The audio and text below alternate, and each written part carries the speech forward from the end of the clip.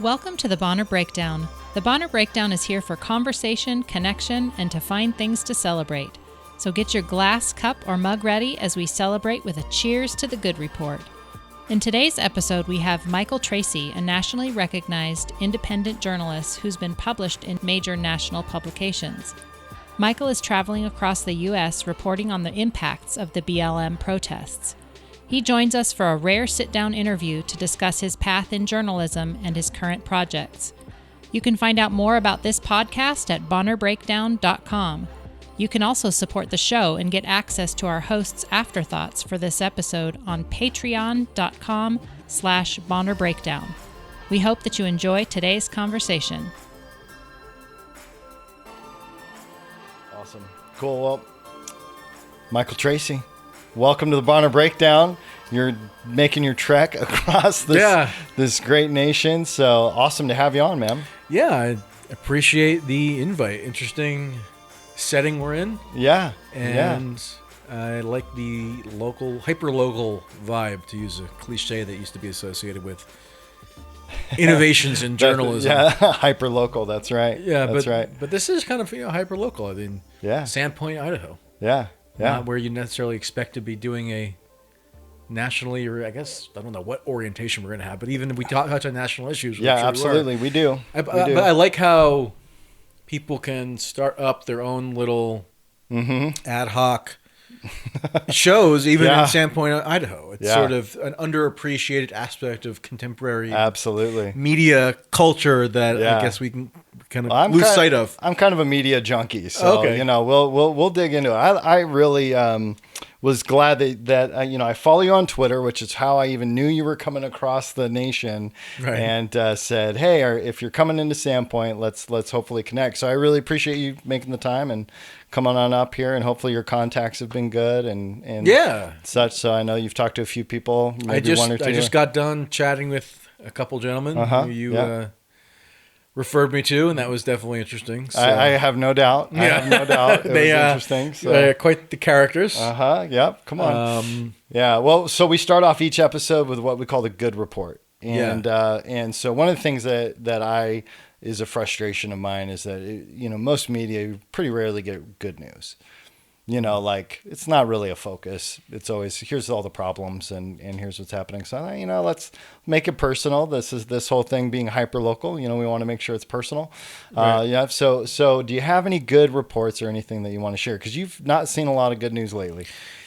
Yeah, I was saying that the reason why I embarked on this trip in the first place was not necessarily to encounter the most optimistic stories, because obviously we've underwent some serious rioting recently, and there's a raging pandemic, so not everybody's in the best spirits. However, when you made me search my memory, there are some instances that I could possibly come up with of people who are just maintaining a positive outlook even in the midst of some difficult circumstances. So I'm thinking back to a fellow that I happened across in Minneapolis who just struck me as having a glass half full demeanor, even though he was not able to go out and purchase basic amenities anymore, at least for the time being, because his local grocery was shuttered in Minneapolis. But he said, we're going to get through it. He was just sort of strident in his insistence on adopting the most positive possible outlook on the situation. And there are times where that can get into a little bit of schmaltzy territory, like a Joel Osteen type who's doing this sort of power positive thinking kind of chicanery. And I don't know if that necessarily always appeals to me, but if you're just talking about some random person on the street who would have no reason to put on a happy face he has no commercial incentive or anything, but has that attitude. Yeah, just carries it, right? Just carries it sort of organically. Cool. Then that's something which I do feel has value. And it wasn't like a specific thing that he said. It was just his air. It was just a few sort of just anecdotal tidbits that he gave about how people are making the best of a really bad situation that is not the greatest, particularly in Minneapolis. And so, From a personal standpoint, because Mm-hmm. the hotel rates are currently low around the country because people aren't traveling as much. So Right. that's a boon to me in terms of my expenditures. It's a little bit of a shallow response, but it adds up. So Yeah, well, good. That's good. I would say, having some people around every once in a while that can just find the silver lining. That's always nice to have around. People say that I'm the eternal optimist type of person as well. So almost always. Another silver lining that occurs to me is, I don't know if you happen to see this on Twitter today or yesterday, but I have found that there are prominent conservatives now, the governor of Mississippi, for example, who's giving a rational perspective on how to think about the pandemic, especially in their state where now it's surging. So Tate Reeves was the governor of Mississippi, and I just thought that he did a thread that to me was eminently reasonable, where he's saying, look, for people who don't want to wear masks, who have some aversion to it, whether it's ideological, whether it's just practical, whatever their reason, do not berate them, don't hector them, don't mock them, because that's not going to achieve your claimed desired result, which is to encourage them to wear masks. Correct. You're just going to harden their resolve against masks. Right. And likewise, don't mock or ridicule people who do wear masks if you feel like it's foolish for whatever reason. Yeah. So I like the idea of trying to foster a common ground around something that should not be politicized, should not be partisan, but now tediously is. Yeah. And so it's heartening to see people, especially with a conservative outlook like that particular governor, putting out a unifying message. It's kind of a shame that a unifying message was even needed in the first place, but it is. So he's filled a void with that. I mean, we just live in such a tough, politicized, absolutely polarized world right now. So even masks is the thing. I said on the show a couple of weeks ago.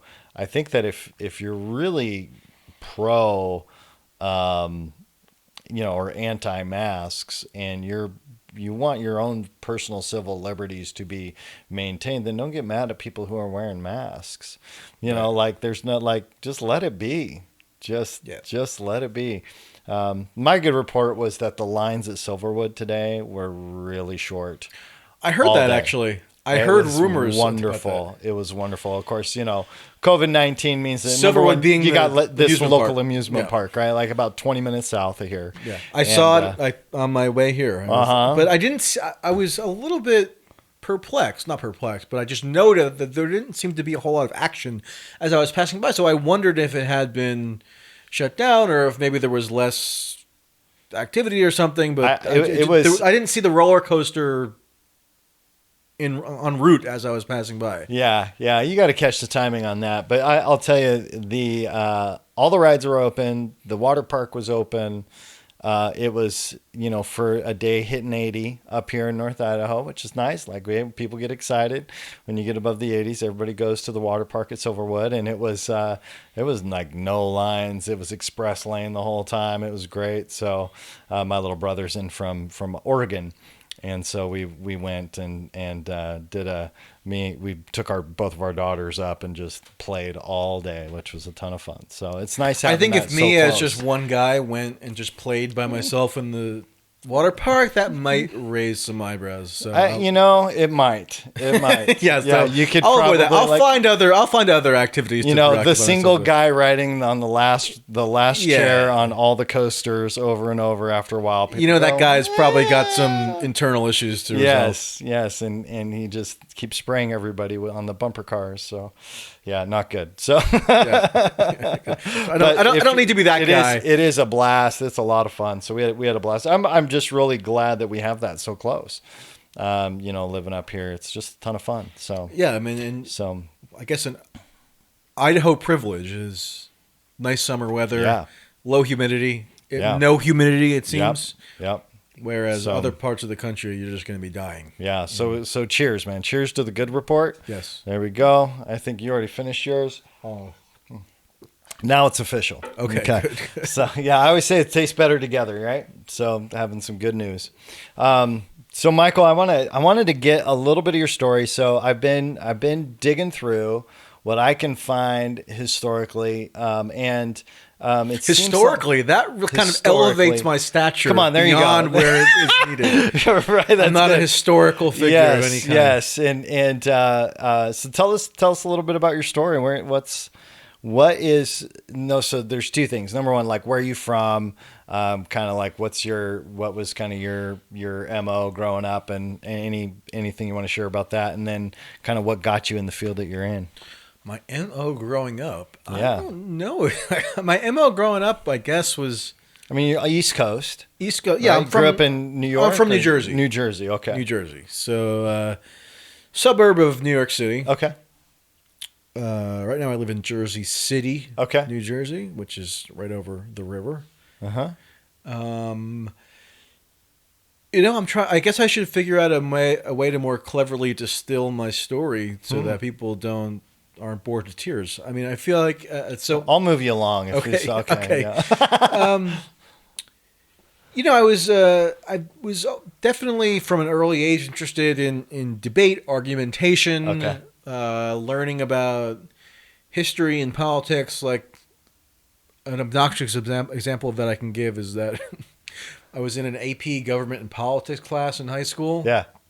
And I just never had to study for anything ever because I knew it all just from my leisure time consuming all the pertinent information. That's awesome. Yeah. See, it's not awesome. It's a little bit lame, but it has, if you're into a very narrow aspect of potential life choices, then it's useful.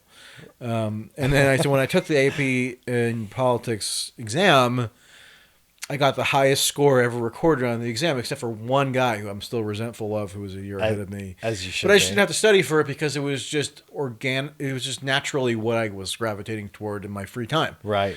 Right. So I guess I don't know that I ever consciously had this thought, but in hindsight, what I think I probably did was just move in the direction of being able to do that, which I would do for free, but also get compensated. Come on, that's for great. it. Yeah, absolutely. Yeah. So that's sort of what I've cobbled together in terms of a livelihood at this point. So where'd you start? Like, tell me about school, college.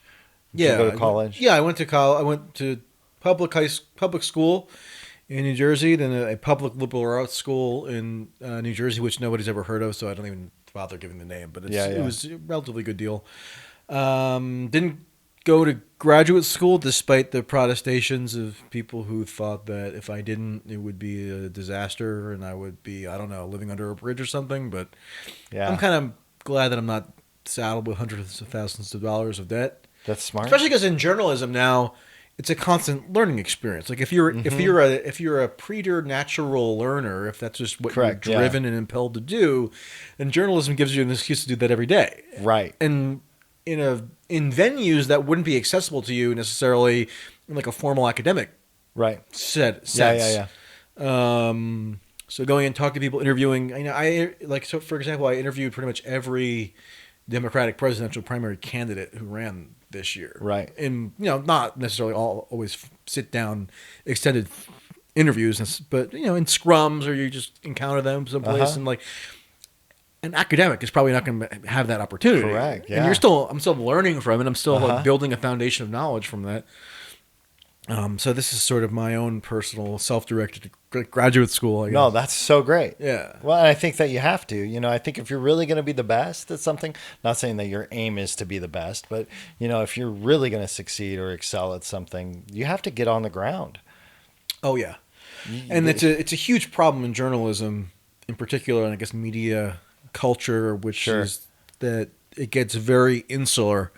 It gets to the point where a lot of people in the media are writing for one another. They're seeking peer approval. Yeah. That's their primary objective in terms of what they produce. And I feel like that just inevitably creates a very myopic viewpoint that is sadly within the mainstream of American media culture. I mean, it's not that complicated for me. I guess we're jumping ahead, but it's not that complicated for me to just drive around the country, talk to people who were impacted by a historically significant event, get the reactions, synthesize it, put some stuff on YouTube, write some articles here and there. Like, it's not rocket science. Right.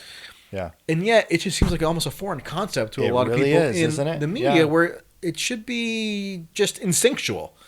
It shouldn't be something that requires a whole lot of intensive thought processes to occur to you to do. And yet, when I was in Minneapolis for 10 days, almost 2 weeks, I would get reactions from people from around the U.S. and around the world, actually.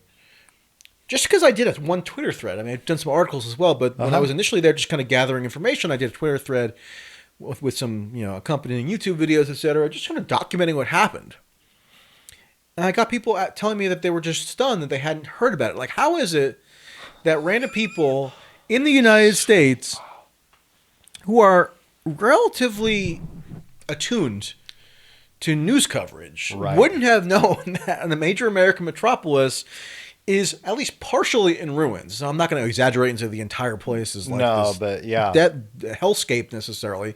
But it is very jarring to go around Minneapolis and have the entire blocks that are just destroyed. Right. And people just hadn't heard of it. So that struck me as very telling as to the deficit of coverage around what you think would be a very significant issue. And if it's left to me with my dopey Twitter thread to provide that information, there's something structurally wrong there. I absolutely. What about this concept of you talk about journalists reporting for the sake of their peers, right? And when you seem to have positioned yourself to be a little bit peerless. I don't know that I would necessarily adopt that label. Yeah, because peerless sounds a little bit self-aggrandizing. Right, but the point is that you're not trying to impress other people with your writing. No, I don't think, because I'm not writing for an audience of media peers. I'm not writing so I can go have drinks with a bunch of cool, big name, urban dwellers in New York or DC. Not to say that I don't know some of them. I know, a fair amount of media people, get along fine with them. It's not that I necessarily resent any single one of them on an individual level, although I do in certain cases that we don't have to get into. But that's just not what drives me. It doesn't drive gaining their approval. Doesn't drive me. And I feel like if you allow that to drive you, it's going to be corrupting. Because what you should at least, I think, aspire to do is inform a wider mass of the public than the narrow segment of people who happen to live, eat, and breathe political commentary and coverage. Like, you don't want to necessarily tailor what your output to their sensibilities, because that is just going to skew how you think and what you say and how you just conceptualize the broader world. And I feel like a lot of journalists and media and people, I mean, even the distinction between journalism and media is now so porous, because everybody who is a content producer now is can technically, I guess, declare themselves a journalist, which is fine. Yeah. But I feel like a lot of them lack the self-awareness to account for their own biases and to take active steps that could ameliorate those biases. I'm not free of biases. We all have them. Right. But I at least strive to maintain a level of cognizance that would enable me to surmount those biases so I'm not hobbled by them. Okay. And I just feel like that's not something that most people in the media even attempt to do. I would agree. Absolutely. I think it's pretty apparent to a lot of people that it's like this, the ability to look at situations, or even have a curiosity about situations like this. I was picturing the situation in Minneapolis, the aftermath of those riots would have been a 60 minutes, hour-long episode. Absolutely. It would have been this huge follow-up story. Where are the very emotionally intensive human interest stories coming out of Minneapolis?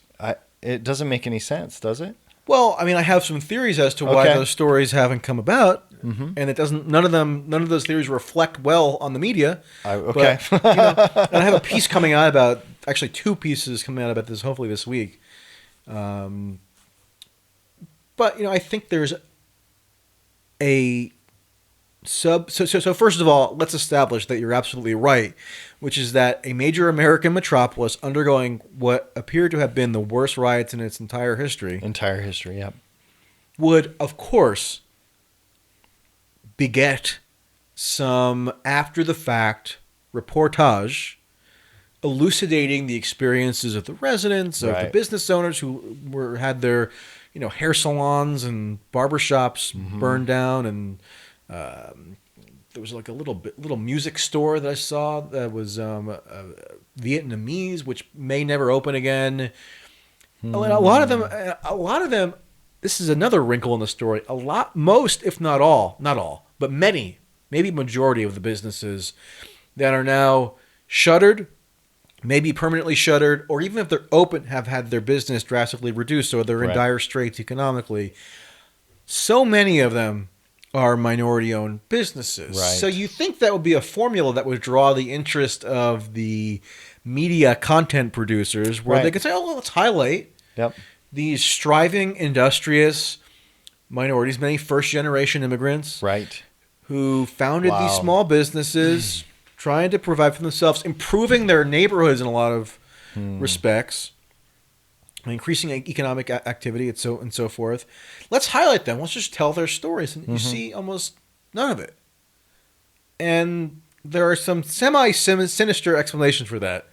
One of which is that a lot of people in the media, even if they don't consciously articulate it, or even if they would never admit it in public, they probably do it over drinks.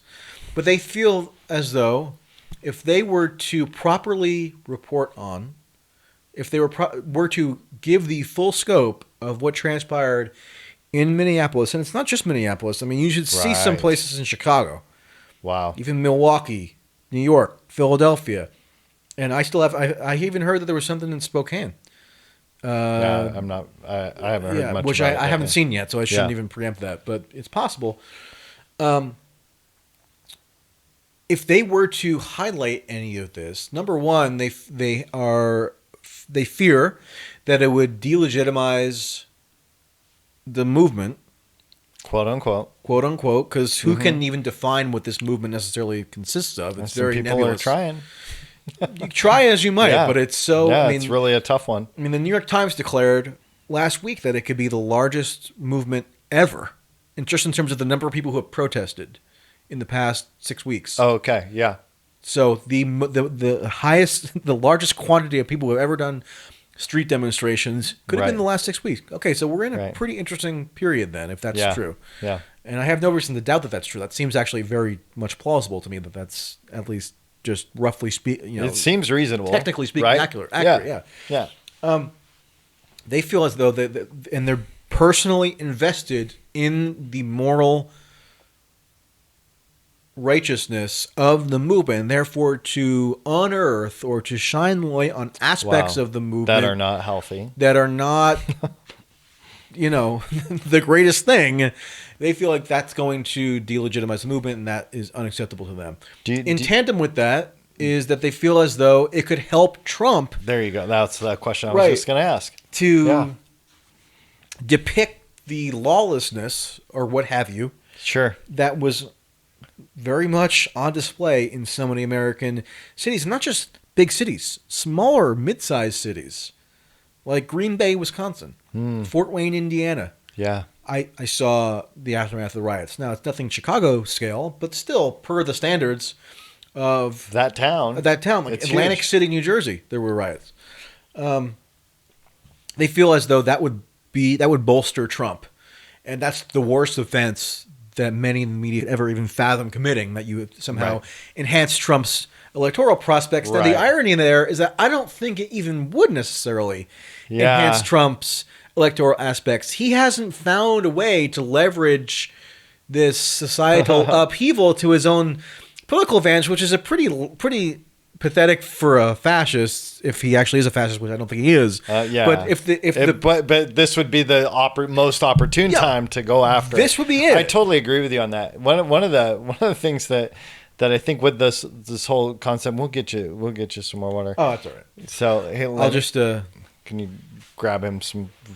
Just take his cup. I don't want to have yours. We'll edit it out. Okay. Yeah, you can just grab it. Yep, awesome. So people like seeing these random interruptions where I'm getting water, so maybe you shouldn't even edit it out. Hey, we'll leave it in because Lenny's a rock star. Okay. So one of the things with I look at all these opportunities that I don't know if he's not serious about re-election or what, but there's so many opportunities for an absolute, like we had this moment for about 3 days before the riots started where the country was 100% unified around the killing of George Floyd. Right. And there was no, I heard of one person being like, we should wait to hear what the facts say. Most everybody was like, this is cops. But it was a very rare moment of unanimity. But to let that slide by, to me, like I think Trump's an instinctual animal. Mm-hmm. Like he just operates on instinct. And I'm like, what happened there? Because he usually picks up free stuff. Like if it's just on the table, he grabs it.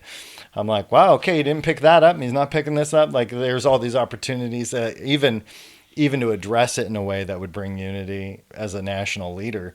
There's some things you could do. He's just not going for it. I just don't think that's really... It's not his MO. A mode that is accessible to him.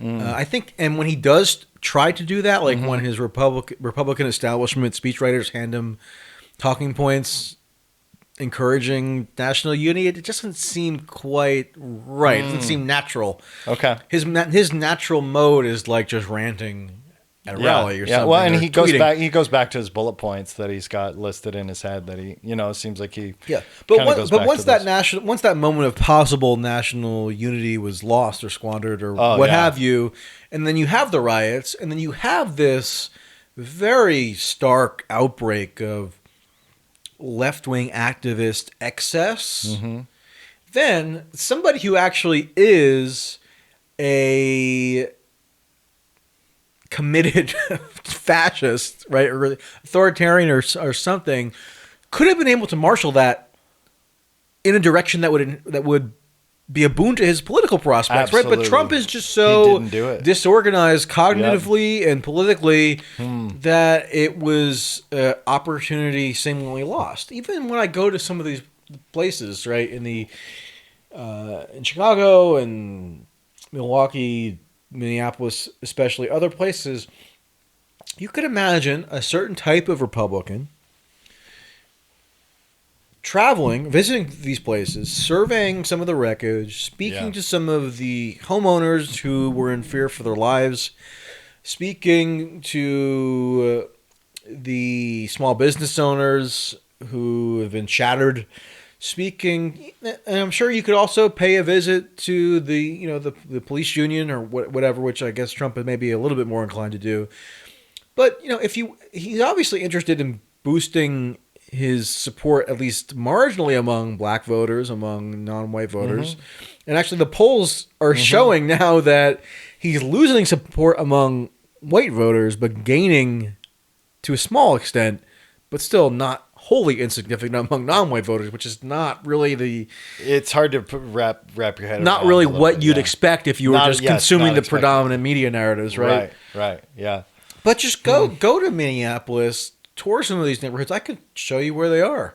Not that I'm necessarily going to be the guide for Trump, but people can check out your YouTube channel because you actually have some great interviews on there, conversations with people on the ground, and it was. So why not talk to me? The point is, you could imagine a certain kind of Republican doing that and tapping into a sentiment that is definitely extant within certain segments of these non-white urban communities. A lot of minorities are what you might call small C conservative.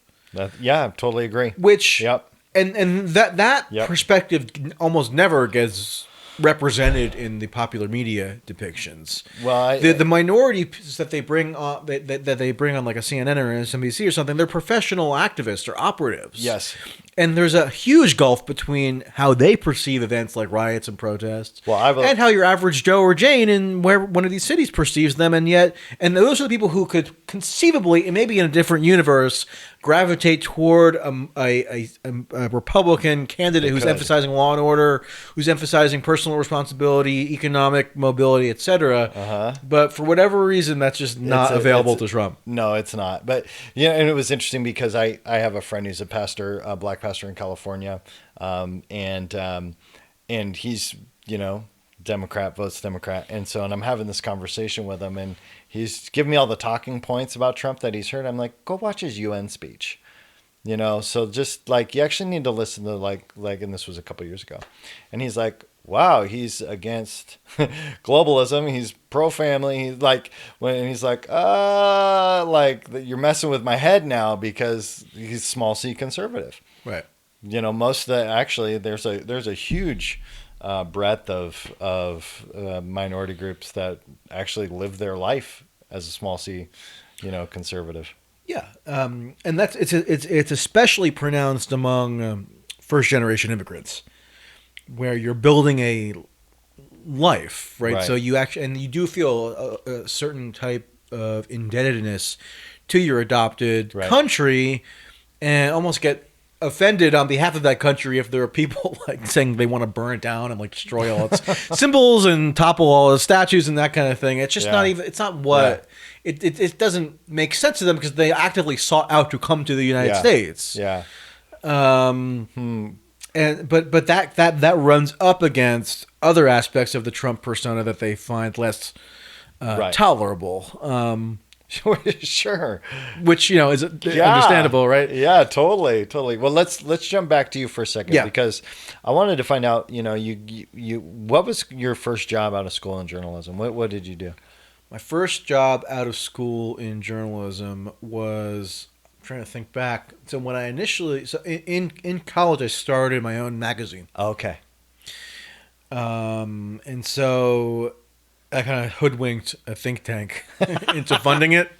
Good for you. Which I probably shouldn't admit, although maybe a statute of limitations has passed. Yeah, well, hoodwink could go a lot of different ways. Yeah, I'll leave it at that. Just that's not clear. But now that you mentioned it, the very first thing that I did was I just freelanced very basic reported articles for a local news site on things like zoning meetings and a new skate park opening in the town over a debate over whether to reduce a speed limit on some intersection or something because a groundhog was killed tragically, which I hadn't thought of in probably 10 years. So thank you for causing me to revisit those wonderful memories. And yeah, so I wasn't a full-time job, so I would do odd jobs along with that, delivery driver and I even at one point through Craigslist found a woman who had posted an ad because she needed a driver because she had gotten a DUI, so she wasn't allowed legally to drive. So I would just drove this woman around to all her appointments all day. Okay, I'm thinking not all day, but for 3 or 4 hours every couple days, and that was just one thing I did. That's awesome. Yeah.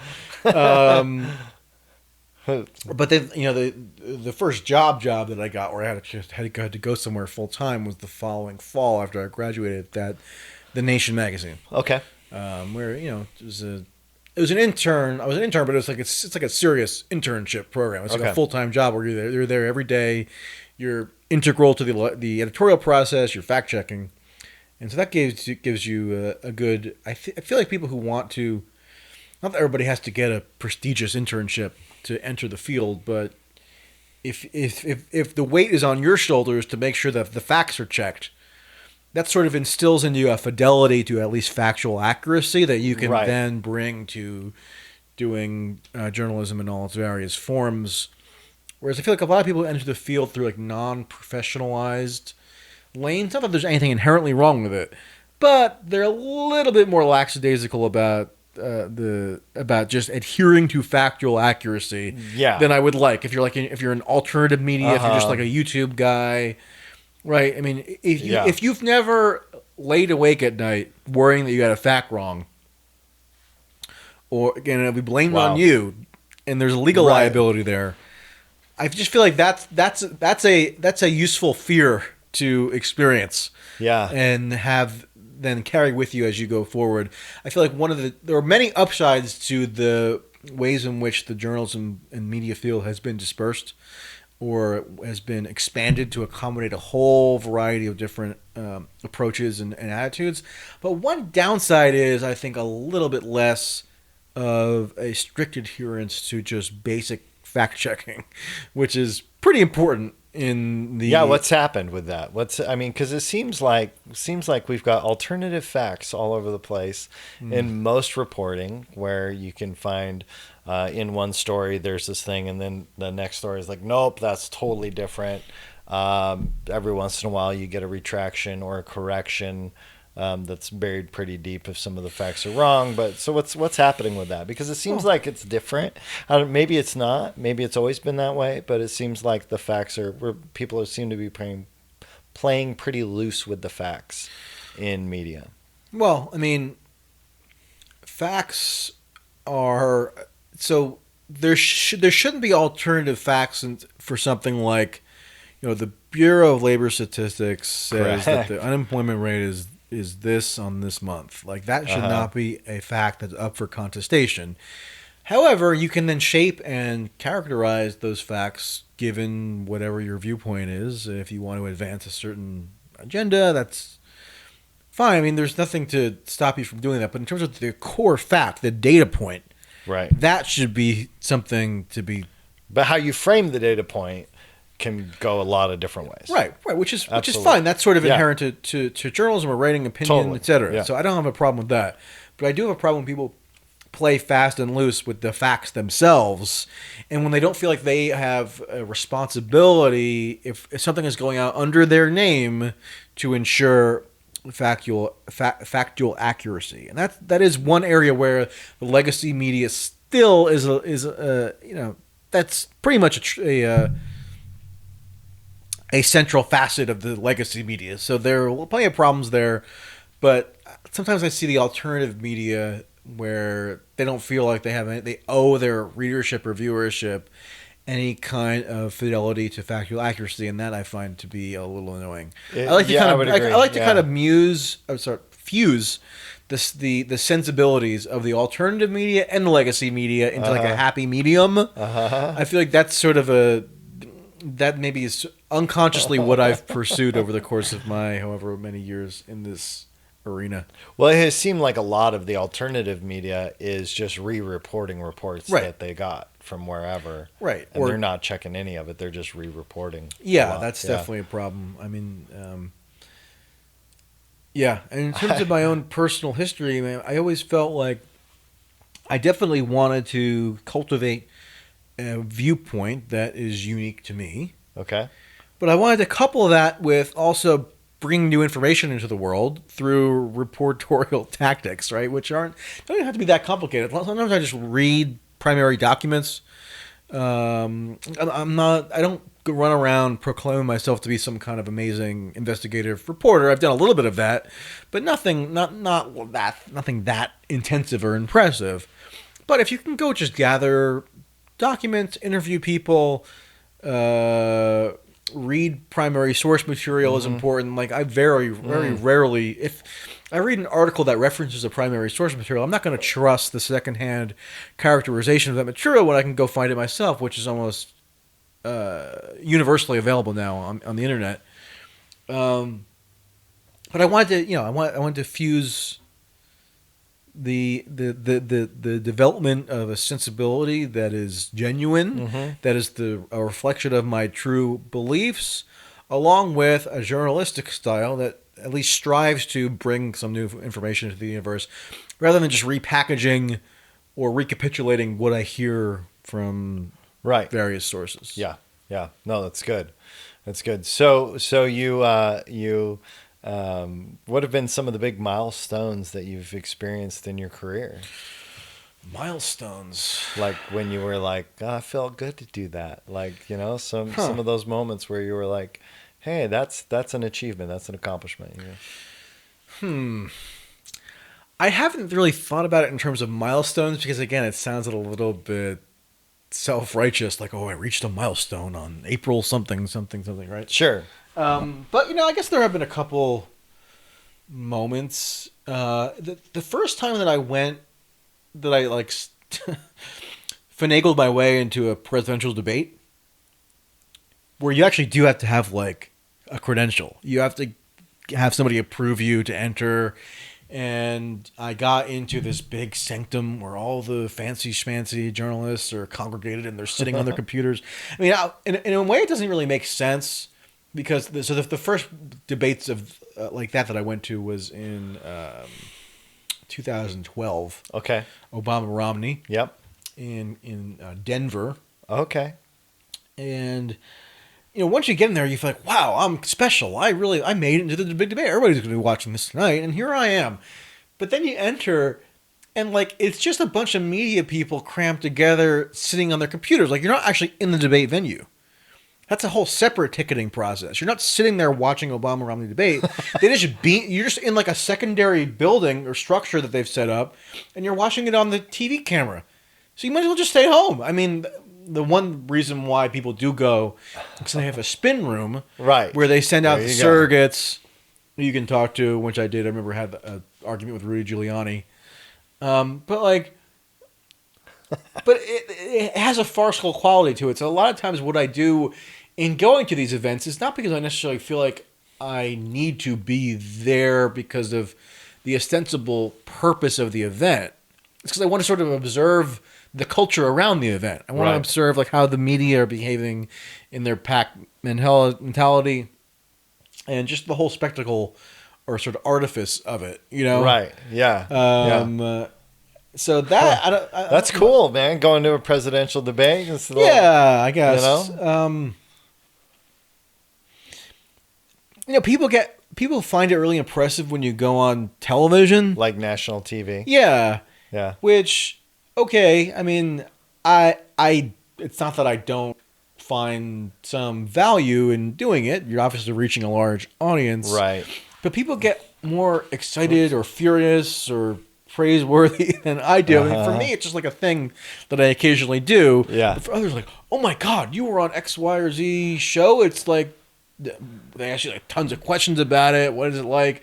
I answer the questions, but it's not that big of a deal, at least in terms of my own self. Well, when they start asking you about me, you sitting down here. Well, that's where you overrun. Really, there you go. You with better have people the right. wanting to know the inside scoop of how I got on this show. One thing that was, it's nice when you get something published in print. So I guess the first time that really happened was heartening. To see like a column in a newspaper. So even just last week when I had something in the Wall Street Journal, right, I'll still go out and get the print newspaper just to look at it, right? Of course. Yeah. So the first time that happened, I guess, was like quasi milestone. I mean, I think that's maybe I should kind of rejigger my personal history so that I can identify specific milestones that would better answer the question. The only reason why I ask is because I think that I think especially when you're pursuing a career in something, there's different places where you feel like you've attained either a level of influence or a level of credibility in your field that allows you the opportunity to maybe open up the new door, the next thing. Like there's these plateau moments maybe, or these crescendos where you kind of feel like you've reached this place and then boom, this other thing opens up. And so those are the things. So It seems like you've had a lot of doors open in your career, which has been, it's pretty fun. And you've also closed some doors, but I think that some have been slammed in my face. Shut. Yes. That's fine. It's fine. Yeah. But I don't sit and plot out like a grand career strategy. I've never Correct. done that. Yeah. Every opportunity that's become available has been through a seemingly organic, unplanned process. That's cool. Which I kind of like because it means that if I just pursue what I'm interested in, then things just sort of fall into place. Yeah, that's great. And I can have like a sustainable income and all that. So that's awesome. That's just what I'm going to continue doing. But you're right that I want to say in probably around 2016 was when I crossed a threshold in terms of social media. Okay. Because I was putting forward what I guess people thought was a unique perspective on Trump, on the Democratic primaries, on Hillary Clinton, everything that went into the 2016 election. And that was definitely, I reached a crescendo there in terms of the amount of people who seemed to be following me and taking into account what I said and identifying me as part of a certain trend. We don't have to necessarily relitigate the whole 2016 election, but it definitely was a little bit of a launch pad in terms of people drawing attention and people inquiring with me about doing things and wanting to hire me to do for things.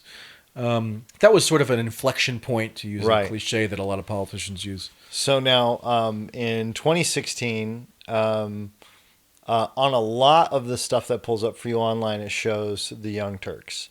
Right. And were you employed there specifically? Were you just an ad hoc writer for them? So that was an opportunity that arose organically without my ever pursuing it. That was after 2016, people were more familiar with me because of just my angle of coverage of the election. I did sort of what I'm doing now, where I traveled around to some of the, quote, swing states and just talked to random people. And I was, from the very early on, I'm not tooting my own horn, but I was saying, look, Trump has a likelihood of winning. Yep. That is being underrated. There was only a handful of people that were willing to call that. Well, I mean, I didn't call it officially saying Trump will win, but I'm saying... But you were willing to look at it. The pundit consensus is incorrect here in terms of his prospects of winning. That's what I did consistently say. And if anybody's watching this and doubts it, I can send you the evidence. Okay, so feel free to email me or message me. I'll send it right to you. Yep. Actually, don't bother. Actually, you can look up a lot of your reporting on that and conversations you had on the Young Turks on YouTube. It's all there. So if people want to find out what you were reporting, but the Young Turks came just after Trump was elected. So they became aware of it. I came onto their radar because of whatever reputation I had established as a result of my 2016 coverage. So I just got a call one day out of the blue from the head of the Young Turks who offered to hire me on the spot. So I said, okay. And I just did it for a year and a half. So I was a full-time employee of the Young Turks. Awesome. I did a few other things on the side, just in terms of writing.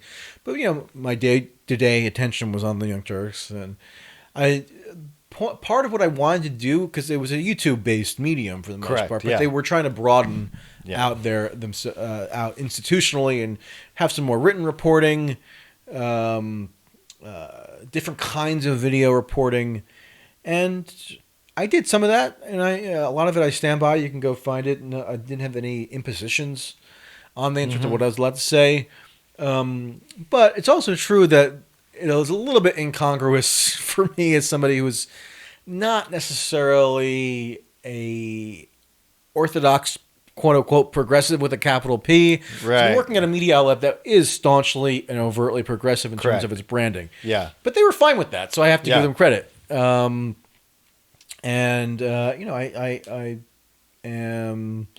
look back on that period with satisfaction in terms of what I produced, because I had a lot of independence, which is what I like. So that's usually my main criteria as to whether I'm going to do something. Yeah, that's nice. That's nice. Great. So that ends, and you've been independent since then? That ended in 2018, in summer of 2018, so roughly 2 years now. Okay. So I've been independent since then, which means I just write for different publications, newspapers, magazines, websites, and I launched a crowdfunding component of that in February of 2019. Okay. So that's worked out well for me, just because. That's great. Yeah, because I don't want to. It's very difficult, if not impossible, to just rely solely on freelance journalism income. Right. I tried that for a while pre-2016, and it wasn't pretty. Even though I was writing for big publications, New Republic, Rolling Stone, etc., you just can't. you just can't work that into really a viable income unto itself because of just the economics of the industry. Or at least I couldn't. Maybe somebody can. But now, because you have a reliable revenue stream, or I have a reliable revenue stream through people who have derived value from what I produce, willing to give money for it, no strings attached. I don't make any special guarantees to people. I don't give them like tiers of membership or whatever, like some people do on Patreon, which is, fine if that's your model. But I should have, a Patreon, a PayPal, Bitcoin, Venmo, Cash App, whatever mode you have to give me money, I'll start. But, the condition is that there's just no expectations really embedded in that, except that you have some degree of confidence in my sensibility and my priorities, and you're willing to give me money for it. And then on top of that, and then that has emerged as a workable system for me individually, on top of the other writing work that I do. It's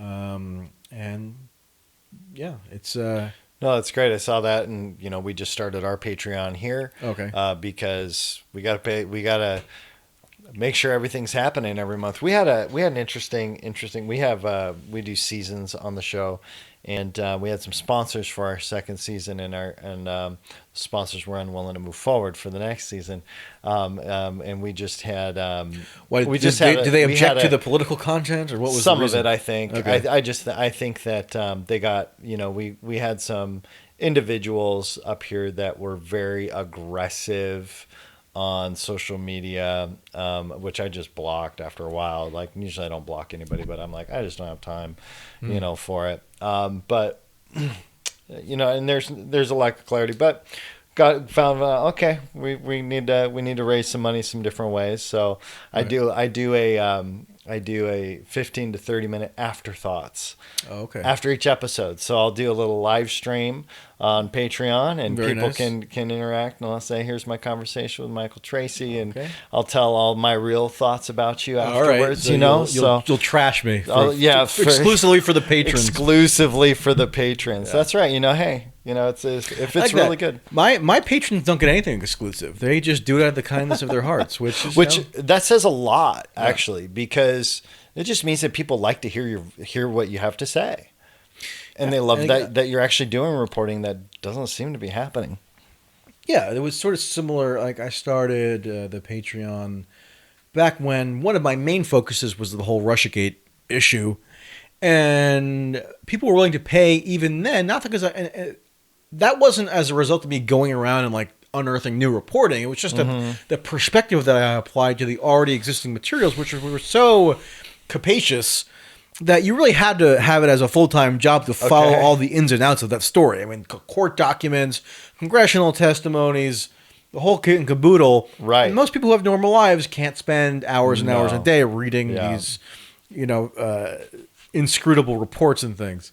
So it's a matter of people having some degree of alignment or affinity to my just style, my sense of the world, and giving me the latitude to do what I feel is most suitable on any given day or week or whatever. And that's nice. I feel like that fosters a certain connection with an audience that doesn't also then require me to pander to an audience or cater to them. It's just, you're giving me money because you feel like I have the right approach, not because you feel you have some kind of guarantee of me giving you anything or producing something that you agree with. Yeah. A lot of people, when they send me little notes with their contributions, it's like, I don't agree with you half of the time, and that's fine. I say, okay, perfect. Because I'm not, a lot of the people in this kind of fledgling industry of crowdfunded media, which I think is good for the most part, but there is a temptation to be a little too eager to just satisfy the whims of your audience and give them the red meat that they want constantly. And I feel like that's also that's just as corrupting and corrosive as some of the traits that are more identifiable with the legacy old guard media. So you have to be constantly on the lookout for any source of possible temptation. Not that I'm immune to it, but at least I can see that that's a trajectory that is possible to go down if you're not careful. Yeah, I will say that it was really interesting. I've just noticed a lot on Facebook and even a little bit on Twitter, but more on Facebook, that different personalities that are, activists, conservative activists will, hey, they'll just tell the report and they'll give their 2 cents about it. And it's like a 5-minute, 3-minute, 5-minute video, and they're crushing the numbers. I mean, they're getting paid a ton of money. I'm like, wow. I think I'll point out one, like the black ex-police officer Brandon Tatum. And not familiar with him. So he does. So basically, they just do like a Facebook video where they just do a roundup. He just does. Hey, this is sponsored by my merch store, and I'm gonna. So he plugs his merch store, and then he says, this person said this and this, and then here's my hot take on it. It's super short, but I was just reviewing some of the. I'm like, millions of hits on these little 5-minute videos. Yeah. I'm like, wow, so, but that's not reporting. That's not journalism. No, that's hot. That's just a hot take, right? Yeah. And nothing against that. No, nothing against hot takes. Totally I proffer my own hot takes. But I was like, dude's crushing it. Yeah. I was shocked at how much, I just did the math in my head going, whoa. Yeah, I mean, there's nothing wrong with a good sizzling hot take now and then. I mean, I got a lot. I like to think that mine are at least informed by something a little bit more robust than just sounding off on the latest issue. Like a response, yeah. Yeah, like most of the time, if I do because I do have a YouTube channel, but I'm not one of these guys who's going to like spend 3 hours ranting about everything every day, right? If I do a video, yeah. It's usually in concert with an article that I publish where my thoughts are relatively well developed. Yeah. I'm not just spouting off. Yeah, and you did every now and then one about a week ago, right? Yeah, I think the last one was about a week ago. Like maybe once or twice a week I'll do just a stream where I'll talk about an article or something, and then you have the super chats, people asking questions. But I don't like. I feel like if you're every day, you're just feeling like you have to give your opinion on everything. It's just an inevitability that some of those opinions are going to be ill-informed or stupid, right? So, and I feel like that's a pattern that a lot of people get into. It's almost like talk radio. Like talk radio as a medium, I feel like is not. How could it be? I like listening to talk radio sometimes just because of the artistry of it. Mm-hmm. But it's not the most intellectually rigorous medium, let's face it. And you have a lot of people replicating that on YouTube where they feel like their opinion is so incredible that they have to just, muse about every topic under the sun. It's like, you can't be an expert on every topic under the sun. No, you can't. There's no way you have a unique perspective on every single topic in the news on a given day. Okay? So I like to be a little more targeted about it. Yep. And usually if I'm doing a video where it's just me talking, it'll be tethered to something that I've written or produced or something rather than just here's MT's hot take of the day. Yeah, and that's why that's why I'm recording about the conversation I just had. Yeah, because I can have a hot take on this. Yeah. Hey, I'd actually be curious to hear that. So you should rattle that. Yeah, hot take all right, I will. Make it burning hot. Whew. Yeah. So you cover a multitude of topics, and it seems like you've created a scope of. I don't know if you want to use the word expertise, but there's a library of information that you walk around with so that you can speak fairly fluently on most any issue concerning politics, some things with finance, some different arenas that I've seen you kind of have touched on over the years. What do you think has caused? Because you seem like very eclectic in the things that you'll cover. That kind of stuff. What do you think drives that? Because it doesn't seem like you try to stay in one lane. You're all over the place. Well, politics is such a broad range. That's true.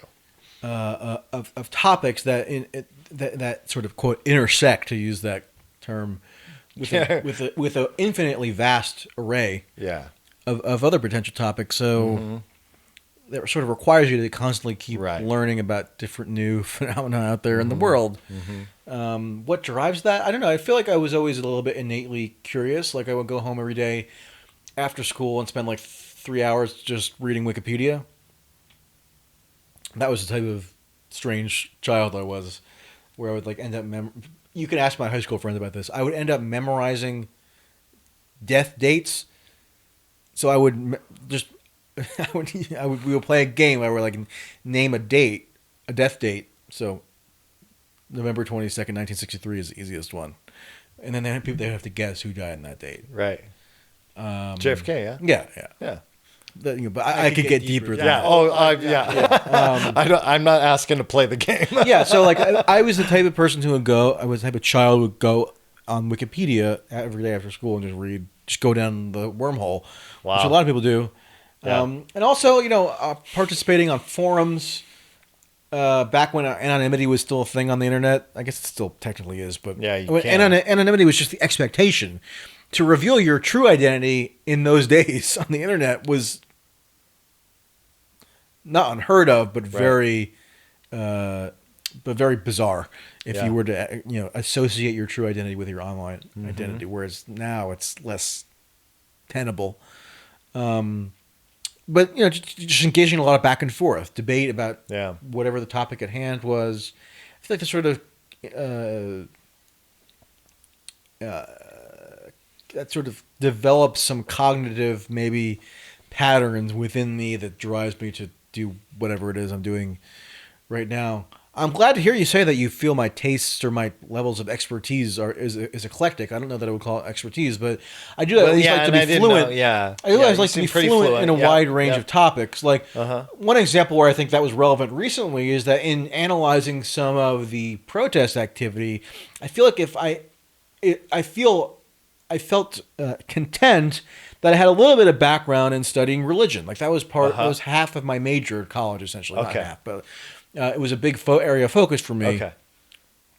And there were so many expressions of religious sentiment and zeal and fervor at these protests that I feel as if you were totally ignorant to that whole, the world of human experience. You missed a huge component of what those protests were about. Wow, and that was a really good article that you wrote, because you actually wrote on BLM and the religious aspects of it. Yeah, that was great.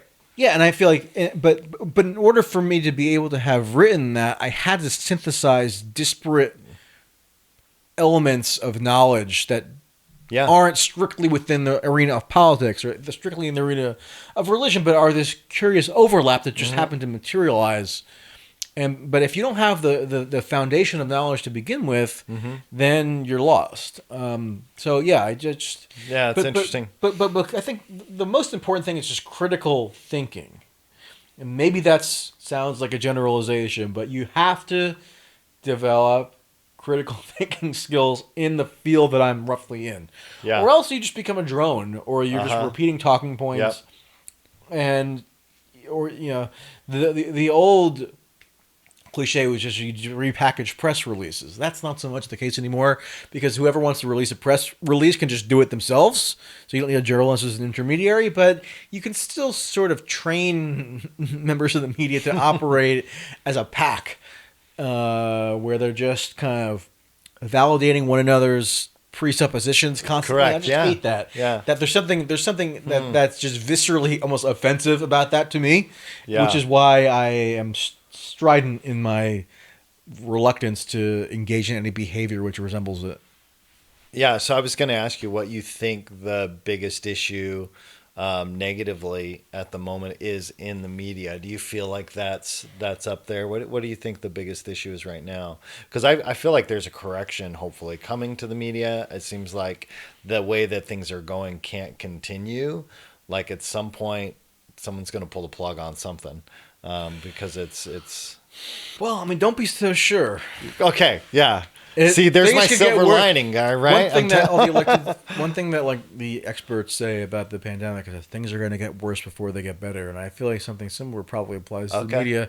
Okay. I mean, I do think that there is a reaction against the prevailing mindset of a lot of the media, which is opening up new opportunities.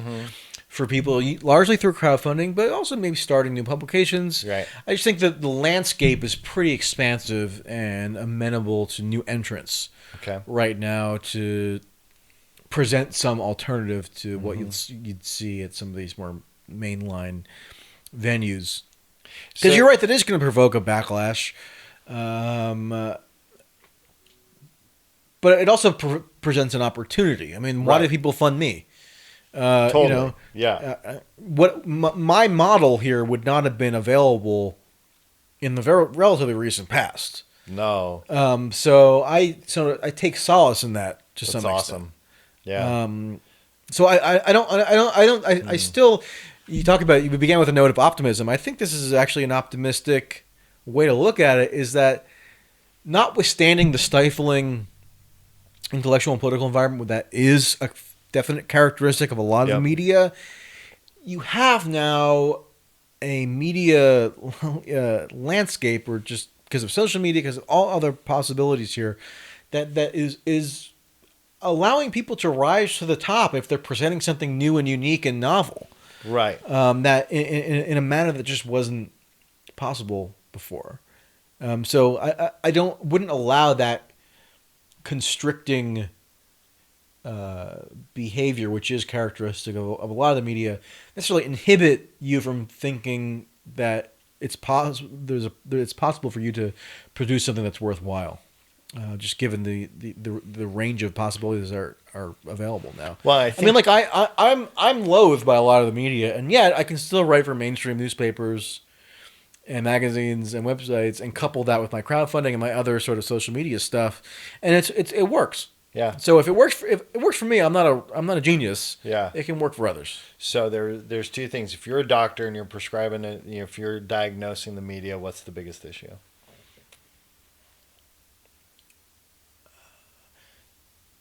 Mutually reinforcing moral presumptuousness, where you don't even feel like you have to make an argument. That's beautiful. You're right. That was a great way to say it. Your rightness is just presumed, and anybody who has a countervailing perspective is likewise presumed to be morally defective. Wow. I think that's horrible. That's horrible epistemologically. Okay. And if your epistemology is faulty in journalism, then that's going to taint everything you do. Yeah. Yeah, that's excellent. So you just mentioned that you were loathed by members of the media. Why? I don't know. You have to ask them. Have them come on to your after show. Hey, I'm happy to hear. What's Look, I generally don't pull punches when I feel people have transgressed moral boundaries. When I feel like they are doing a disservice to the public in the way that they treat various issues. You know, with Russiagate, I felt like the role of the media in perpetuating what I feel to be a farce. Not that I feel it. What is a farce? I'm just going to assert that. And it has been proven to be. Yeah, but it had so many detrimental effects across a whole range. I mean, I wasn't even want to go down that rabbit hole because it's going to get me, worked up. But I feel like it did damage societally. I agree. In terms of the way that the media treated that issue, constantly hyping up. It's still around. It's still like. Oh yeah, it's still around. I'm like, how is this still a thing? It's like a dead body that's still dragged behind your pickup truck or something. Yeah. And so, if I feel the media is behaving in ways that are harmful to the polity, then I'm going to react harshly to that. Yeah. Okay. And I rub people the wrong way. Like I guess I can be rather abrasive at times. You can be rather abrasive at times. I accept that. Yeah, I accept that. But what I don't accept is when people try to conflate that with me being like unkind on a personal level. Like most of these people, even many who hate me and who troll me constantly and have for years, literally, this is the case in for certain individuals. Some of them I've happened to meet at public events, coincidentally, and get along. Not that I'm trying to hang out with them, but if we're in a situation where it's just social niceties and you're a normal, well-adjusted person would just have a pleasant conversation. Yep. I of course can do it. I'm not. They conflate abrasiveness on matters of principle or on matters of public interest with you being somehow an awful person in your personal life. Right. Yeah. That's where I don't accept in terms of my embracing this. Can I be acerbic on Twitter? Yeah, I'll accept that. I think it was made for that a little bit. Yeah. You know. Blame the algorithm. Don't blame me. Yeah, come on. That's right. I didn't type all those letters. So the one of the things that you're doing right now is you're traveling across the country. We talked a lot about Minneapolis. We talked a bit about that. So tell me kind of what's the drive here as you head across the country, and what are you finding? Well, again, not to give away your upcoming works, but. Well, I mean, there's not a big secret necessarily to unveil. I was motivated to do this trip because I didn't feel confident that I could get the correct information about the effects of these riots in particular, as well as the protests. I mean, I spent a lot of time at protests as well when that was still the phase of it, right? I just didn't feel confident in the portrayals that I would be receiving secondhand from any media source. So I wanted, to the best of my ability, to seek it out myself. Yeah. Talk to people, synthesize the information, document it, and try to come up with a synthesis of what happened. Because I mean, if it's true that we had the biggest movement, quote unquote, ever in U.S. history, as well as perhaps the biggest riots in U.S. history, at least since the 1960s. Yeah. In terms of the geographic scope and prevalence. You know, that requires some sustained attention to figure out and to diagnose and to situate within the context of current political and social happenings, right? So that was my basic motivation. And I've been sort of staggered by just the sheer number of boarded up establishments that I've seen across the country. Now, I've only seen a tiny fraction of them because I can't be everywhere. But where I have been, I mean, you go to, I was in Manhattan, right, when the curfew was underway.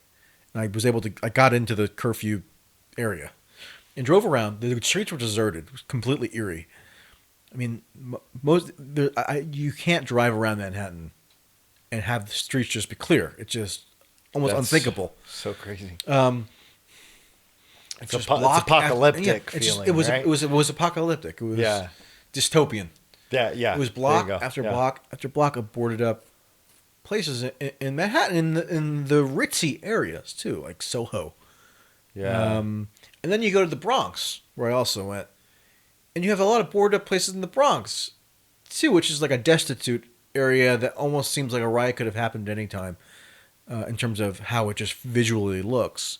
But there were riots and looting more accurate to say looting in the Bronx than riots. Whereas Minneapolis, it was riots, for sure. But Philadelphia, definitely riots. You had residential buildings burned down, National Guard deployed. Atlantic City, like I said, riots on the boardwalk. I wouldn't have known about that unless I had intentionally sought out the information, because I happened to see across my feed that there was a small protest in Atlantic City. Then I looked into it. But that's not going to impinge on the consciousness of most people. No. And it should. Yeah. Because if you have mass nationwide simultaneous riots, that's something new. We've had riots in the past, some of which are tied to a specific event like the assassination of Martin Luther King. Right. But there was a unique, historically novel quality to all this that I feel like just has not been ascertained yet. So I almost felt like it was my obligation to at least play a part in attempting to do that.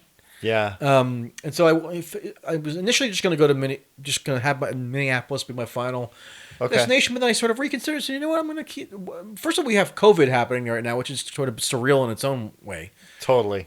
So if I'm going to be out at any time, just kind of gauging the sentiments of the populace, now would be it. It's the summer, so okay, I'll go to Seattle, and then I'll figure out from there and see how many days straight Portland's riots are going. Yeah, I'm going to go to 45 days now straight. Yeah, I'm going to go to Portland as well, where there were federal. I just read an article a day or two ago about the federal. I don't even know what agency necessarily, but some federal law enforcement entity is present in Portland right now guarding the federal right, yeah. exactly. And I want to, I'd like to get a look-see at that. Yeah, well, so there's just plenty to see right now, plenty to report on, plenty that is not getting any attention otherwise, or very little attention otherwise in the national media. So if I can be corrective on that, then I'll do so, and people fund me for it. So that's awesome, man. What else am I going to do? That's Sit awesome. home? Well, give me your hot take on Sandpoint, North Idaho. What do you think? I like the lack of humidity. I know that's a very trivial. That's true. But in terms of quality of life, we're on the water, important. and it's we're on the water. It's nice. I like. One thing that strikes me every time I come to the big sky country is that the sky really is bigger, isn't it? It really is. I want to. I had made a mental note to look into whatever what is the actual biological reason for that. What is the atmospheric effect of that? Is it going to be can be explained scientifically? I'm sure it probably can. Yeah. But it definitely is striking. So just in terms of the appearance of the place, I enjoy. There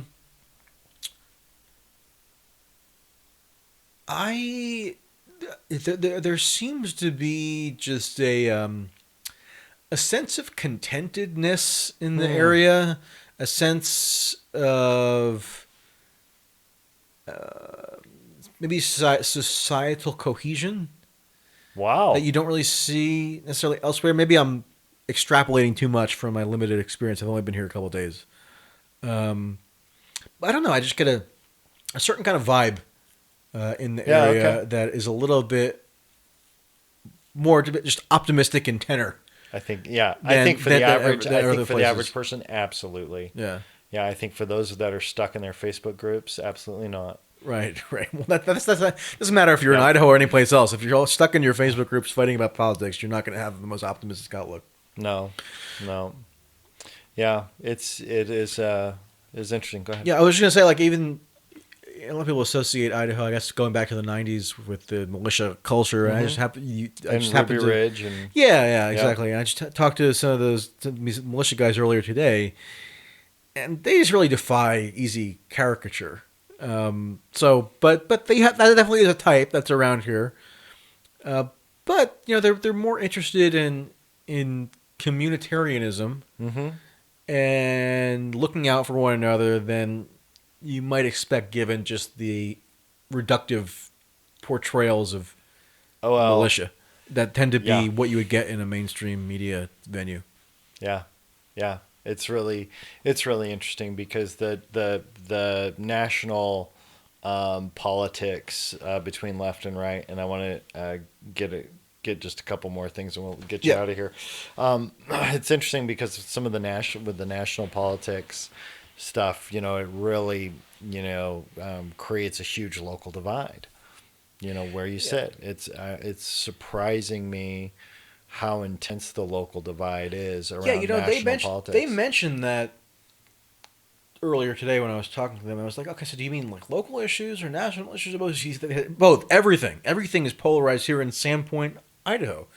And I found that a little bit surprising because it contradicts what I just said in terms of the cohesion or the sense of contentedness. Interesting. So maybe I'm totally wrong. I think the average person is absolutely totally like we all get along. Like everybody gets along in real life, and which is why I have to work with people and do stuff with people. And some of these people that were being very, very aggressive, trolly online, I'm like, I don't want to have that interactions with you because I got to sit with you in the checkout line.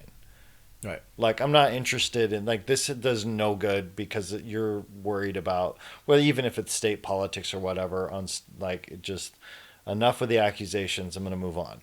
Right. And so what is interesting is one of the things that's happening here is that anybody who's considered conservative or patriot are being labeled as white nationalists, KKK, that type of stuff. Right. So there's still this weird,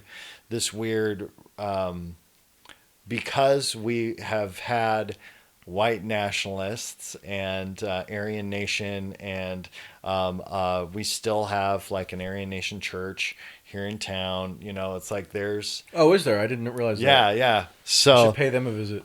Yeah. I don't know them. at all. I've had a couple of. I shouldn't pay them a visit. I denounced that. Never mind. Sorry. Yeah. Okay. So, I no, but to them, it's a religious thing, right? It's a religious. People could snip it out, me jokingly saying that I would go visit the Aryan Nation Church and use it against. Oh, because you're looking for your buddies.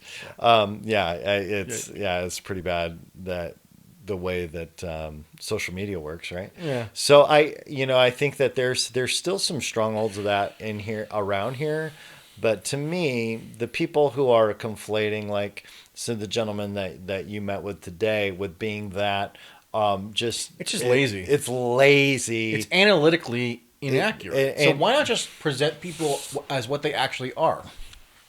Why fold it into this broader, this inaccurate white nationalism narrative just because it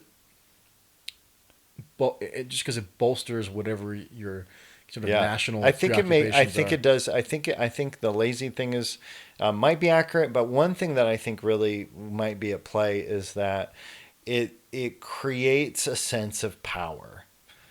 Yeah, I think you can lord over somebody with the specter of this accusation. Yeah, dropping at any time, which is obviously very incendiary. It is very incendiary. That's a significant power to wield. Yeah, you can tarnish somebody with that. And I think I was having a conversation with a friend of mine who leans pretty hard left, and I lean pretty far right. So not hard right, just center right. And so I'm having this conversation with him about that, and I said, wouldn't it be interesting if the left quit calling everybody Nazis and white nationalists? Wouldn't we actually find out who really is? If we could, because there are some bona fide white nationalists out there. They do exist, but they do. But it makes it a little bit more difficult to identify them because I don't agree with the you category politically. You must have this inherent bias. So I wanted to find out a little bit on your take on kind of the motivators and drivers that you're seeing in an unhealthy fashion with BLM. I had the local BLM group on, and we sat and talked for an hour and a half, and very substantive conversation. It was great. They were very cordial. I asked some questions that I think were maybe a little difficult, just around understanding the feels like everything is being all of this is being kind of couched in this critical race theory. And not saying interrupt that really quickly because I find it interesting that would be the analysis applied to a Sandpoint, Idaho, where there are virtually no black people. Correct. Right? Yes. So what's the relevance there? I mean, I'm assuming the people you had on the show were white, right? Absolutely. Yeah. Absolutely. And yet they're representing Black Lives Matter, which is, in theory, fine, but interesting that they would take up that mantle in a place where there's, it's just a racially uniform place, which I guess maybe they might find offensive on its own. I think that is offensive. That it is not a diverse, culture. 96% white. I think also there is this push to feel like it's just something I see is a push to try to right that wrong. If you are white, wherever you are, period. Right. It doesn't matter. You have to stand up and do something. Your something. entire life has to be suffused. You have to begin to deal with this issue wherever you are, even if it's 96% white. Doesn't matter. You need to deal with this issue of white privilege and all the problems that you have because that you've created because of your white. So it was an interesting conversation. It was a really good conversation. I really appreciated them coming on. I don't necessarily agree with that. And I asked a few questions that I think, were a little challenging, but what are you seeing? What are you seeing with that nationally? I know that you did see the religious zealotry behind it. What else are you seeing with that? With the Black Lives Matter movement, because it's super divisive. It seems to be, polarizing. Yeah, I think what's very interesting about it, and this was observable at the protest components of it. I know you did actually you had a small protest in Sandpoint, Idaho, which to me is just sort of fascinating unto itself. A Black Lives Matter protest orchestrated by whites in Sandpoint, Idaho, that formula is just sort of interesting on its own terms. And to me, it's just very empathetic people. Yeah. Right. People have a high level of empathy and a high level of like, I want to help. I want to do something. We watch the video. We see, like your heart goes out and you're like, oh man, you're hearing the stories of how bad it is in so many different places. So I think it's a high empathy. But the fact that even in northern Idaho, you could have this movement take shape is suggestive to me that there is something very historically unique about this phenomenon. And we still don't have a perfect. We still don't have a great sense of it, or it hasn't been defined, at least to my satisfaction yet, in terms of its the contours of it. So that's something that's worth noting already. Correct. The sheer geographic prevalence of it. But I've been to some of these. I went to some of these more suburban protests. In addition to one of the big cities, where you'd have no media coverage. I mean, people would barely even know that they ever happened if I haven't been to them. And again, I only went to a minuscule fraction. So I'm almost curious now, like, what did I miss? You're right. And I went to a protest that was near where I grew up in New Jersey, northern New Jersey, a place called Bloomfield, New Jersey, where you'd never have expected any protest activity ever. I mean, it's just not something that would ever occur to you could possibly happen in Bloomfield, New Jersey, or at least within living memory. I don't think I would never have thought. It was interesting to me because it almost becomes like a civic event. And I mentioned this in the piece that you referenced, where it has this state backing. You have the police who are involved in carrying out the event. They haven't just sanctioned it; they're participants. The mayor comes out and participates. Mm-hmm. It almost is reminiscent to me of like a something with a protest sheen over like a civically authorized event, like almost akin to like a Christmas tree gathering, right? Or a 4th of July celebration, right? It's like that kind of communal engagement but under the auspices of a protest. And protest doesn't seem like quite the right word in that context because you're not protesting against the centers of power if they're cooperating with you to carry out this event. Yeah. So that's why we need like a new word. And in that piece, I sort of like tentatively coined state-backed demonstration as a term, especially because in a lot of these places, not Idaho, but in New Jersey, definitely, New York, other places, they violated the laws in place around COVID that limited mass gatherings. Yeah, L.A. Yeah, L.A. Oh my gosh. Yeah, exactly. Yeah, and the one in Philly was huge. That was definitely a violation. But even some of the smaller ones were violations. So, like I was in this place, Schwenksburg, Pennsylvania, southeastern Pennsylvania, right? The member of Congress from that district happened to be there. I didn't even know she was going to be there, Madeline Dean. And so I went up to her and said, "Hey, Congresswoman, correct me if I'm wrong, but I just looked up the Montgomery County ordinance around mass gatherings in relation to COVID, and 25 people or less is still the legal standard here." And she's like, I don't really know. So the protest was of such unimpeachable moral authority in her mind, or political sanctity in her mind, that didn't even occur to her to go check to see if it was legal or if it abided by the terms of the regulations around the pandemic that were still operative in Pennsylvania at that point. And so clearly it was a different type of phenomenon that sort of transcended any other category that we could apply to it, because it was state backed, and yet it was a protest. And I'm not trying to be conspiratorial about it. I don't think there was a conspiracy underlying much of any of it. I think it truly was organic, which almost makes it more powerful, interesting. And it makes it very powerful, especially if it's organic. Yeah, it is. It is interesting. Another interesting observation is that in many cases, especially in the big city protests, like so, for example, Chicago, I was at a rally or a march on Juneteenth, which is this African American holiday, right? June 19th, yeah.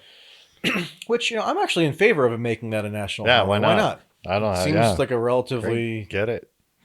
positive thing to commemorate each year. Yeah, so absolutely. And swap that out for Columbus Day. It's fine with me. But there was a march during the day that was, I don't know, probably like 95% white people doing a Juneteenth march. Yeah. And it turned out that the marchers, the Black Lives Matter marchers on Juneteenth were less diverse than the police force. Wow. Trailing them and patrolling the march. Which is, come on. That's pretty straightforwardly ironic. And yet, if you point that out, people get super angry. Isn't that interesting? Because, you can either, like, if you point it out, I think, in a way like, oh, that's stupid, then, it's ironic. Yeah. Should you celebrate it? Maybe. Like, I don't have a judgment. Like, great. Like, okay, maybe that's a great, maybe the idea that your voice is being heard and that white people across America are really in solidarity to see some massive things change. Maybe that's a celebration point. Yeah, but instead, weirdly, I'm just relaying what I see on my social media. So this is not necessarily applicable to everybody, but often when I just make a straightforward demographic observation, people get really mad and defensive. So why is it that? Why is that? Are they? Why are they sensitive about those observations? There's some maybe underlying contradiction there that they're a little uneasy about. Elucidating, or at least or somebody pointing out. Because come on, the police are more diverse than your march. That's. I don't even mock it. For my purposes, at least most of the time, it was sufficient to simply relate it or to capture it and document it. Yeah. Because sociologically, it's just interesting. Absolutely. Yeah. I would agree. Do you think that you've been fairly critical of the people on the left and how they've kind of been interacting, responding to a lot of things, even I think even in some of the political and social issues. What do you see happening on the left right now as a movement? Well, the left is not a unified movement. That's very true. So neither is the right. Yeah. Right.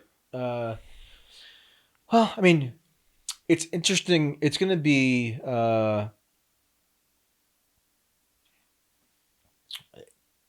worth keeping tabs on how the activist left refashions itself now that they don't have a tribune in Bernie. Not that Bernie consumed necessarily all left support. It ended up getting slightly splintered in the primaries. But for the really committed activist left, Bernie was the real deal, right? In terms of their support. And that was a 5-year continuous project. Correct. Yeah. But then at the very point where you'd expect to have several months worth of vicious infighting and recriminations, the pandemic really kicked into high gear. So we kind of glossed over that. Yeah. So the left really didn't have its period of reckoning with the Bernie campaign. Now, I and one of my friends, Angela Nagel, wrote a long article in a journal that attempted to do that, which, surprise, surprise, people got really angry about. No. Can you believe it? But by and large, given the enormity of the Bernie project, at least in terms of its centrality to the left, it's huge. It was huge. Huge. But you didn't really have a whole lot of self-critical evaluation of why it went wrong, quote unquote. He was thought to be very likely the nominee in 2020. Yeah. I thought that he had a very good chance of being the nominee. I did too. I really, yeah. And he lost to Sleepy Joe. Okay, so where is the? And by the way, Bernie probably could have won the general election in 2020 because Trump's going south at this point. So any Democrat likely would have won, including probably Joe Biden. Now, so they could have had a Democratic socialist in the U.S. presidency. Yeah. That would have been fairly wild. Pretty crazy. Yeah. And they squandered the opportunity. So you'd expect some really sustained, intense introspection about why that didn't come to pass. And it just was really, it just didn't happen, I think, for a variety of reasons. One of which is the pandemic, but also because a lot of people vested their own professional fortunes and reputation into the Bernie orbit, right? So they would be indicted by any critique of it, and so that they withheld it. And so that I feel like it's going to it's really diminish the ability of the quote left to reformulate itself in an improved fashion later on. And I feel like I think now the left is largely irrelevant. I think Biden will make some overtures, and he has made some overtures to the left. And I think you'll have more of a left actually support for Biden than you would have had for Hillary Clinton. Because Biden is just a better malleable. Yeah, he's more malleable. I think he's just a better politician than Hillary Clinton. More amenable to coalition building, right? Because he's a little bit more of a blank slate. I mean, Hillary Clinton had a whole network of sycophants going back decades around her and Bill. Biden, not so much. Some sycophants, but like not anywhere near the same magnitude. Yeah, just the left is in like a rebuilding stage now, or not even rebuilding is kind of a cliche. They're more of like getting their bearings, but they passed over the requisite step in any rebuilding, which was to evaluate why the building crumbled. Right. Right. Yeah. Yeah. Well, and I think you got some superstars rising up finally, on the left, like an AOC and others that seem to be able to take up some of that air that Bernie had, Some of it, but I mean, AOC rubs me the wrong way. And she rubs me the wrong way too. She's a culture warrior. Yes. Some of her policy prescriptions I probably agree with, but she has a sensibility where she's always lobbing these culture war grenades, and I'm more of a Tulsi person. Because she doesn't, she's averse to that temperamentally. Yeah. While still being, a policy on the left, policy wise. Yep. So I feel like Tulsi versus AOC. I mean, there's no question who I'm talking about. Tulsi doesn't seem to carry influence on the left, though. Not so much, which is an indictment of the left. I would think. Because she has a sensibility which I think would have mass appeal. I thought that if she had been able to get onto the debate stages, consistently, she could have done really well. Yeah, they used every trick in the book to pretty crazy impede her. Well, she has a. I would call her sort of like a left nationalist. Yeah, which is something that's popular around the world, and this is that concept of populist. The populism seems to be like, take care of home. Yeah, but also within that left nationalism, she has a sort of like a libertarian streak where she has sort of a more reflexive skepticism of state power, which I think is healthy. It's always healthy to have like one libertarian in the room, just checking your instincts and things. Not that she's a libertarian; she's not. Yep. Thanks, Rand. But she's not. But she's not just like she's not just going to reflexively say. She's just going to have a different disposition than like things. Yeah, and I think that would have mass appeal if she wasn't brutally marginalized and vilified by the media, including a lot of left media. Which is part of the reason why I have such resentment for people who claim to be these left-wing media superstars, partially because how they treated her in a way that I felt was just despicable and such a mischaracterization of who she was. A Russian asset and other things. It's kind of crazy. I mean, the list goes on. Yeah, kind of crazy. So what do you see as being some of your biggest challenges as you kind of close out your trip and head on to your next thing? Smooth sailing? Smooth sailing. I mean, cool. Really, I mean, the challenge for me is just to juggle organizationally everything I need to get done on a given day. Because, like, at least for me, you only have a few hours of writing time per day that are productive. Correct. I couldn't spend 12 hours a day just writing. I'd go insane. Right. I have a 2 or 3 hour window to get my actual raw writing work done on any given day. And sometimes that's not enough to complete tasks in the most timely fashion. So the struggle is purely personal in terms of my routine schedule. That sometimes I feel like I don't live up to my fullest expectations. But discipline, self-discipline is always the thing, right? Yeah, but I mean, I have a pretty good routine, but I always feel like it can be improved. Yeah, well, that's good.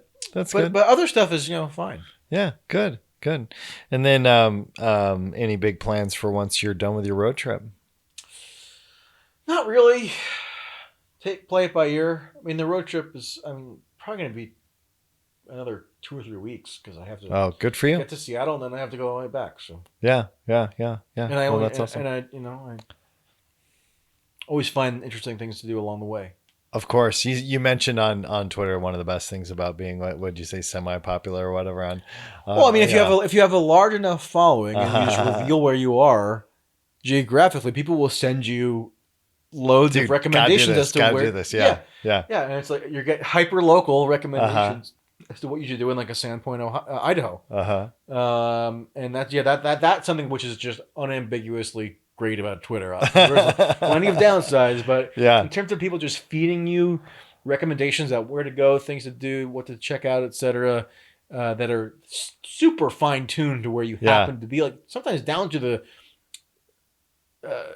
corner of a street corner. Yeah. Right. You can't beat Twitter for that. That's awesome. It's very, and I've done that. Not that I necessarily actively solicit it, but if I say, "Oh, I'm in so and so place," you'll inevitably get like 25 messages recommending things. And it's just, no doubt. It's very interesting. Well, like people would pay for that as a service, right? Absolutely. And I get it. Absolutely. I get it without even. That's awesome. Blinking. Well, and I'm like, hey, if you're hitting I-90, I'm 45 minutes north. So. Yeah, it's perfect. So, did you have any questions for me? I don't know if give you any questions that you have for me, being Sandpoint local. I don't think so. I mean, maybe I should. No, yeah, I think. I think we've exhausted most topics at this point. That's awesome. Yeah, that's awesome. Well, appreciate you. Thanks so much for taking the time to sit down and have the chat. I was hoping we would be able to do it, and it worked out. So yeah, I feel edified from it. So that's good. I for. Yeah, I feel like a sense of satisfaction about having done it. So. Yeah, good. Well, I'm glad, and I'll of course. I guess I sort of wish I was a little bit more familiar with Sandpoint specific issues, so we could have a more local discussion. Sure. Yeah. But maybe in the future. Hey man, you're traveling across the country. You can't do that for every single stop that you got. So no pressure. Pressure. At least I'm here. At least I came to Sandpoint. No, that's great, and I think that. I think Sandpoint is unique in that we really have a passionate community. Like we really care about each other, like that cohesive thing. Everybody knows each other, and we have a ton of people moving up here right now that have no clue about how we do life up here. So I think that knowing that someone who is in here and goes, "Oh, this place feels like it feels good." That's just great feedback. One question I like for that. You is like, what is the main thing that people moving in don't understand about the way of life? Oh, okay. In Sandpoint, like what would be the top item on that list? Well, there's people usually come up with two perspectives. Number one is I don't want it to look like where I came from. Okay, so they just like they come from an area where they feel like the government has overreached. And they come up here because they know we've got kind of an independent spirit up here that's like a very strong group of people that are anti-government. And so a lot of people move up here with that mindset. The problem with that is that they think that this is a bastion with no government. And so there's this inherent tension between county, city government and some of that stuff that happens from people that move here. looking for a place where they're totally outside of government reach. And no, actually, they're still a city government. They're still so there's tension around that. The other one is that people get frustrated that we, being a small town, don't provide all the things that they're used to. So when they move up here, they're looking for all the things that they had. And one of a lot of people move up here in the summer and they leave in the winter because the winters here are tough. They're very intense. But as far as like the mindset up here, we're very independent. And even in the city's mind is different than the county mind. Like the city of Sandpoint, has a completely different mindset than the county. So there's how so? So the city tends to lean, and here I want to say it carefully. The city tends to be more, what I would say, liberal or progressive in the sense that it's more open, more arts oriented, more, it's just kind of got the left-leaning feel to it. And some of the politicians and people in politics here lean left, and a lot of people who buy in Sandpoint lean left. So if there's any real left activism, it's in the city of Sandpoint. Most everybody outside in the county lean pretty hard right. And so you've got this little left center left in the city, and then outside you've got a center right, far right, to the point of the anti-government, like a little bit beyond libertarian minded people up here. So that's the tension. That makes sense. And I don't know if it's abnormal. I don't think it's abnormal for most places, but maybe it is. I don't know. It's probably a particular kind of Idaho specific flavor to it.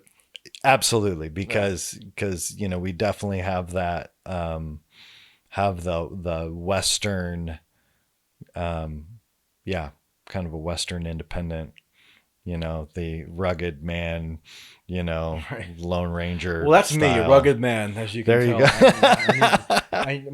There was no barber services available in New Jersey for a long time, and I've just gone with it.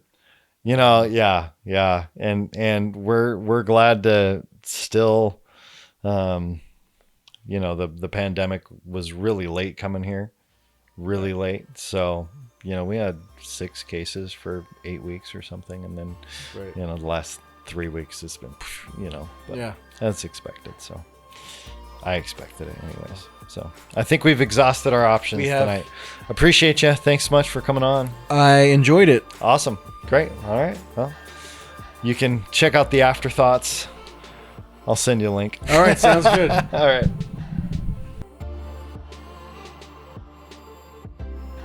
We hope you enjoyed today's episode. You can find out more about this podcast at bonnerbreakdown.com. You can also support this show and get personal video updates and thoughts from our host at patreon.com/bonnerbreakdown. Thank you for joining us in the conversation.